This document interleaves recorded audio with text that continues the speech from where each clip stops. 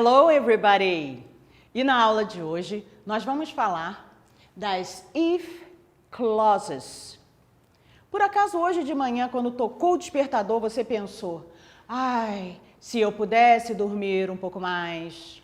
Você já pensou hoje naquela nossa frase, ah, se eu tivesse dinheiro? Pois bem, em inglês, para expressar esse desejo e usar o se, que exatamente vou pegar o meu giz, significa, é o significado de if. If significa se.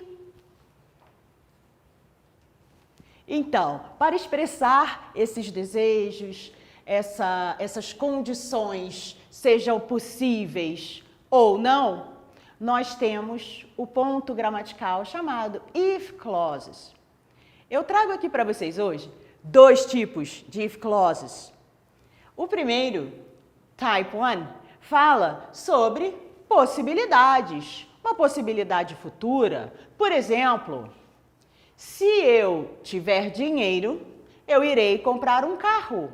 É possível, desde que eu tenha dinheiro. Se eu tiver, eu compro. Se ela estudar, ela irá passar. Neste caso 2, que é o chamado Type 2 of If Clauses, tipo 2 de If Clauses, nós temos uma situação irreal. Por exemplo, se eu tivesse dinheiro, eu compraria um carro. Eu tenho dinheiro? Não. Aqui, se eu fosse você, já começa por aí, eu não sou você. Mas se eu fosse, eu procuraria um novo trabalho. E agora eu vou ensinar a estrutura gramatical das if clauses. Acompanha comigo.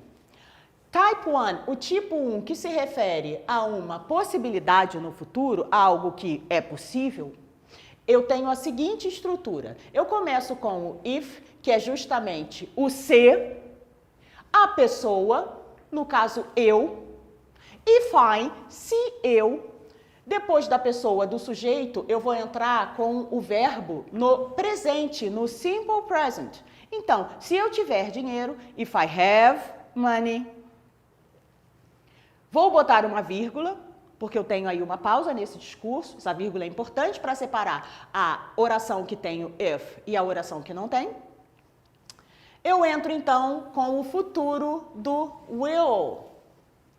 Lembrando, will significa irei, irá, iremos, certo? Então, eu irei comprar um carro.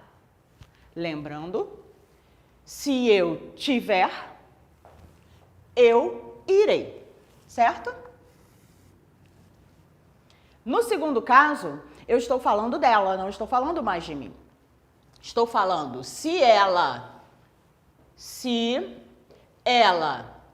presente simples, estudar. If she studies, quando é a terceira pessoa do presente simples, he, she, it, o verbo que originalmente aqui seria study, ele vai para a terceira pessoa, ele ganha o S. O study, o Y cai e vira IES. If she studies hard, se ela estudar bastante, com afinco, vírgula, she will pass the exam. Ela vai passar na prova. She will. Futuro com will. Alright? Vamos só aproveitar e sublinhar o verbo também, olha, para ficar completinho. Agora a gente vai falar de situações, infelizmente, irreais. Quando a gente dá aquela imaginada, aquela viajada, ah, se eu tivesse, ah, se eu pudesse. Vamos ver como expressar esse tipo de ideia. Eu entro com, novamente, o if, se, a pessoa, se eu. O verbo que lá na possibilidade está no presente, aqui ele vem no passado. E eu tenho if I had, se eu tivesse dinheiro. If I had money. Novamente entra a minha pausa, a minha vírgula, e aí eu completo o que eu faria. I'm, eu. E aí eu entro com o would. Would significa ele se une ao verbo e ele coloca o iria no final. Iria. O verbo é buy, comprar. Então, compraria, certo? I would buy. Eu compraria um carro. A última frase que eu trago para expressar situações irreais é essa aqui, ó. Se eu, if I, seguindo aqui, olha, meu escopo de gramática, were you, simple past do verb to be, lembrando, I, he, she, it, do verb to be é was. You, we, they, were. E, teacher, você se contradisse, porque você está usando I ali, o que esse were está fazendo? Calma, vou falar disso daqui a pouco. Vamos só terminar essa frase. If I were you, se eu fosse você, pausa. I would look. Look é olhar, então eu olharia. I would look. Teacher Debbie não viaja, não é look, é look for. Look for é uma expressão, significa procurar. Então, eu procuraria um novo emprego. Provavelmente, essa pessoa não está indo muito bem no trabalho, e aí você vira e fala, pô, amigo, se eu fosse você, eu procuraria outro trabalho. Ou está insatisfeito. Entenderam a ideia dessa frase? E aí, eu venho para o ponto do were.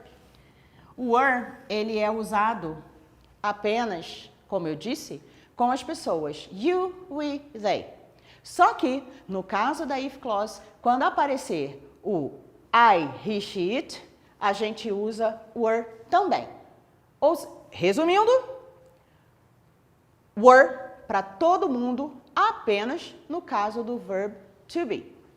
Vou fazer uma setinha para remeter a minha explicação. Teacher, eu bem já vi numa música falando if I was, if he was. Sim, você viu? Porque a música, a série, eles apresentam um contexto da língua informal. E é comum, quando a pessoa fala, ela usar o was, como ela usaria normalmente, sem se preocupar com o fato de ser uma if clause e ter esta norma de usar o were. Então, se for num contexto mais formal, a gente entra com essa regra da gramática.